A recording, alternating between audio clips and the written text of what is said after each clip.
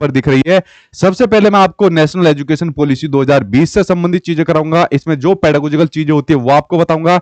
लगभग पेडागोजी तो यही आपकी कंप्लीट करा देगी, बट उसके बाद मैं आपको एनसीएफ 2005 भी कराऊंगा, क्योंकि आपके ईवीएस और साइंस उसमें मैथमेटिक्स के अंदर वहां से क्वेश्चन सबसे ज्यादा पूछे जाते हैं। फिर उसके अलावा राइट टू एजुकेशन हो जाएगा, और पेडागोजिकल क्वेश्चन को कैसे कराया जाएगा उसके बारे में एक एक करके मैं आपको शुरुआत करने वाला हूं। ठीक है, तो चलिए सभी को गुड इवनिंग। मैं ठीक हूं, आई होप आप लोग सब ठीक होंगे। तो चलिए करते हुए अपनी मैराथन क्लास को स्टार्ट करते हैं। ठीक है, चलिए सबसे पहले बात कर लेते हैं भाई आपके एनईपी 2020 के बारे में बात करते हैं। ठीक है, सबसे पहले हम लोग बात करते हैं राष्ट्रीय शिक्षा नीति 2020 के बारे में बात करते हैं। किसकी? राष्ट्रीय शिक्षा नीति 2020 के बारे में यहां पर बात करते हैं।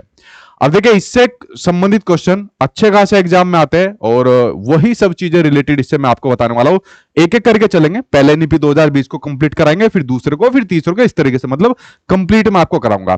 पहले मैं आपको चीजें समझाऊंगा, फिर उसके बाद क्वेश्चन आंसर कराऊंगा, जो कि मैराथन में मेरा तरीका रहता है। ठीक है, देखिए अगर मैं बात करूं आपकी राष्ट्रीय शिक्षा नीति आपकी 2020 वाली, ठीक है, राष्ट्रीय शिक्षा नीति पहले आपकी 68 में आई, 86 में आई, फिर उसके अंदर अमेंडमेंट हुआ, आपकी 92 में संशोधन हुआ, फिर उसके बाद आपकी 2000 वाली है जो लेटेस्ट चल रही है, और यही से आपके एग्जाम में क्वेश्चन भी देखने को मिलते हैं। या ये मैं यूं कहूं कि टीचिंग एग्जाम में ज्यादातर क्वेश्चन यहां से आपको देखने को मिलेंगे।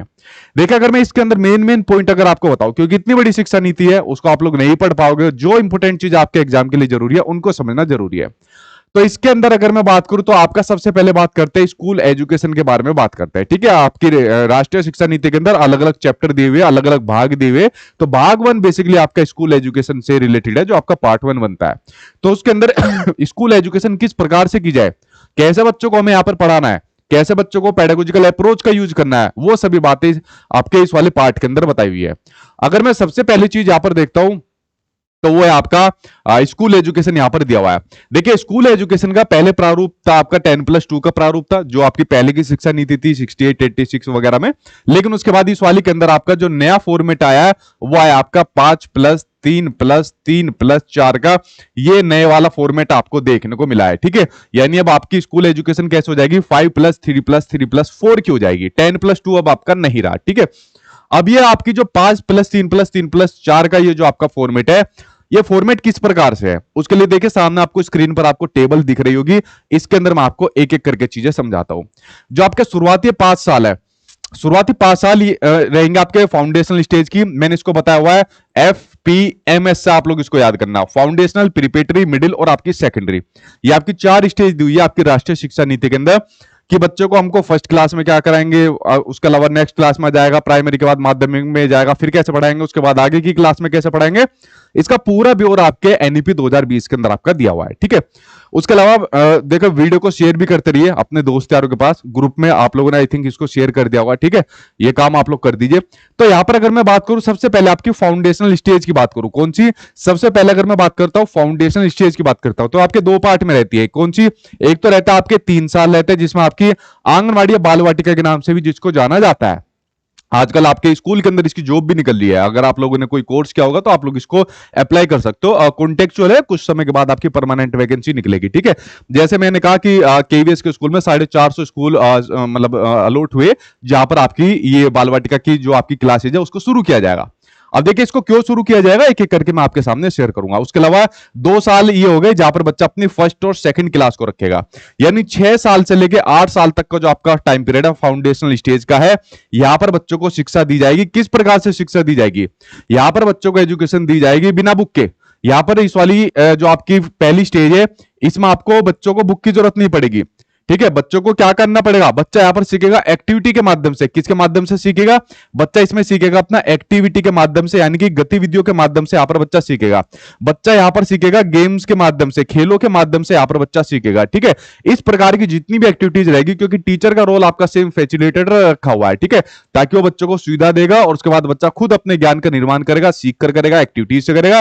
किताबों की बात यहां पर नहीं कही हुई। ठीक है, हाँ हाल उसको एक पेपर दे सकते हैं जिस पर मतलब उसको कुछ अपना एज एक्टिविटी के अंदर उसको ले सकता है, बट किताबों की बात इसके अंदर यहां पर नहीं की गई। तो आप लोगों की ये जो फाउंडेशनल स्टेज है जिसको शुरुआत की गई, इसका क्या लक्ष्य था। अब देखिए इसका लक्ष्य ये था, इसको शुरुआत इसलिए की गई, लक्ष्य की बात कर रहा हूं मैं, कि जो बच्चा होता है, बच्चे का 6 साल में लगभग 85% तक उसका जो ब्रेन होता है, माइंड होता है, वो यहां पर डेवलप हो जाता है। यानी 6 साल के बच्चे का लगभग 85% तक विकास हो जाता है उसके ब्रेन का। ठीक है, तो गवर्नमेंट ने क्या काम करा कि जो आपके शुरुआत के 6 साल है, जो आप लोग देख रहे हो ना फाउंडेशनल स्टेज के अंदर जो आपके 6 साल हो रहे हैं, तो क्यों ना इन पर सबसे ज्यादा फोकस किया जाए। अगर हमारी नींव मजबूत रहेगी तो ऊपर की पूरी इमारत हमारी अपने आप ही मजबूत हो जाएगी। तो गवर्नमेंट ने क्या काम करा कि अब आपकी 3 साल से बच्चे उसमें बाल वाटिका के अंदर जाना शुरू कर देगा। आप लोग आसपास में देखते होंगे आंगनवाड़ी सेंटर आपके खुले होंगे, ताकि बच्चा वहां पर जाकर अपना इसकी शुरुआत कर दे, क्योंकि 6 साल बड़े क्रिटिकल पीरियड इसको माना गया है, जो आपके माना गया है। ठीक है, तो ये आपकी फाउंडेशनल स्टेज हो गई, जिसको आप लोग समझ गए। उसके अलावा दूसरी हो जाती है आपकी प्रिपरेटरी स्टेज हो जाती है। इसमें बच्चा आपका 3rd, 4th और 5th क्लास के अंदर रहेगा। यहां पर प्राइमरी क्लास के लिए आपकी 2 ही स्टेज रहती है, फाउंडेशनल और आपकी प्रिपरेटरी। यहां पर बच्चा प्राथमिक क्लास के लिए रहेगा कि बाल वाटिका के अंदर जाएगा, आंगनवाड़ी के अंदर जाएगा, और आपका क्लास 5th तक रहेगा। तो आपकी प्राइमरी क्लास के लिए फाउंडेशनल और आपकी प्रिपरेटरी स्टेज देखने को मिल जाती है। ये बात आप लोग समझ गए। उसके अलावा अगर मैं बात करूं मिडिल आपकी जो स्टेज होती है, मिडिल स्टेज के अंदर देखिए यहां पर आप लोग समझ गए, ये आपके 5 हो गए, ये आपके 3 हो गए, और उसके अलावा ये वाले आपके 3 हो गए। जैसे ही बच्चा मिडिल क्लास के अंदर जाता है, मिडिल क्लास के अंदर कई सारी बच्चों को सुविधाएं दी हुई है। मिडिल क्लास में जाने के बाद बच्चे के सामने कोई स्ट्रीम सिस्टम नहीं रहेगा। ठीक है, जो आपका स्ट्रीम सिस्टम रहता है कि किसी बच्चे को आर्ट लेती है, किसी कोई बच्चा साइंस लेता है, कोई बच्चा कॉमर्स लेता है। अब बच्चा अपनी मनपसंद सब्जेक्ट कोई भी ले सकता है। मान लीजिए किसी को जैसे पहले कॉमर्स लेता था तो अपना साइंस साइड वाला सब्जेक्ट नहीं पढ़ता था, किसी ने साइंस लिया तो आपका पॉलिटिकल सब्जेक्ट नहीं पढ़ पाता था। बट ये स्ट्रीम सिस्टम को इतना महत्व नहीं दिया गया। उसके अलावा इसी मिडिल क्लास के अंदर आपका क्या हुआ है, यहाँ पर लैंग्वेज का अलग अलग प्रावधान दिया है कि इस वाली मिडिल क्लास के अंदर बच्चा कुछ अन्य विदेशी भाषाओं के बारे में जान सकता है, जिसके बारे में हम लोग आगे बात करेंगे। ठीक है, इसी क्लास के अंदर बच्चों को कुछ जॉयफुल कोर्स की अपर बात हुई है। ठीक है, बच्चा इसके अंदर क्या कर सकता है, कुछ जॉयफुल कोर्स कर सकता है, आनंदफुल कोर्स कर सकता है। कैसे कोर्स कर सकता है, जिससे बच्चा अपनी स्किल को इंप्रूव कर सके, अपनी आजीविका का आगे जाके साधन कमा सके।